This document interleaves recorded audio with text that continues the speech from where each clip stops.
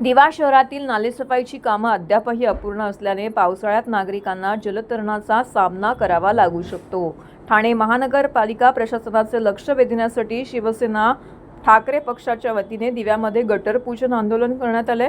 कल्याण लोकसभा संपर्कप्रमुख गुरुनाथ खोत आणि कल्याण जिल्हाप्रमुख अभिजित सावंत यांच्या मार्गदर्शनाखाली कल्याण ग्रामीण विधानसभा उपजिल्हाप्रमुख ॲडव्होकेट रोहिदास मुंडे आणि दिवा शहर प्रमुख सचिल पाटील यांच्या नेतृत्वाखाली हे आंदोलन पार पडले.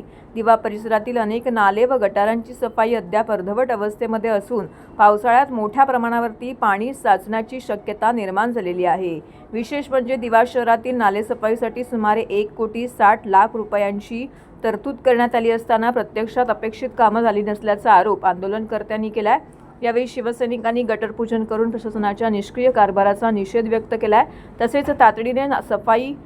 तसेच तातडीने संपूर्ण नालेसफाई करून नागरिकांना पावसाळ्यातील संभाव्य संकटातून दिलासा देण्याची मागणी केली आहे. त्या ज्यांनी सांगितलं ना 80% गटर सफाई झाली त्याला हाणून इथे गटरात बसवा म्हणजे त्याला दिसेल की नाले सफाई किती झाली. आज 1,60,00,000 रुपये जी निधी दिली आहे ती कुठे गेली? कोणाच्या टक्केवारीसाठी निधी काढली गेली? कोणाच्या खिशात जाणार आहे ही?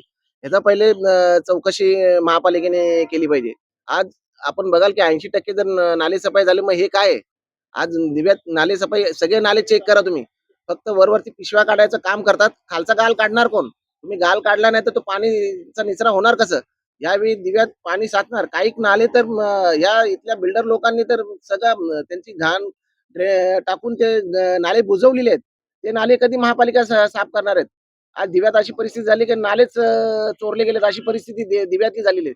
पण ठाणे महानगरपालिकेच्या अधिकाऱ्यांना काही पडले नाही. त्यांना फक्त भ्रष्टाचाराचा पैसा, टक्केवारी एवढंच त्यांना दिसतं. त्यांना फक्त भ्रष्टाचार करायचं दिसतं. त्याच्यामुळे दिव्याकडे दुर्लक्ष केलं जातंय.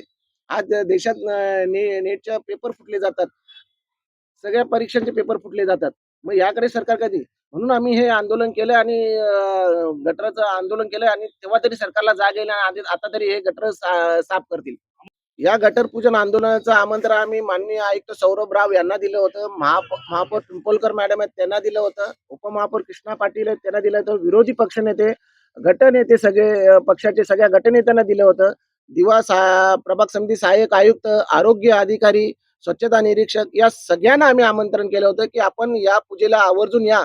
जेणेकरून तुम्हाला दिव्याची नालेसफाई झाली की नाही हे तरी माहीत पडेल.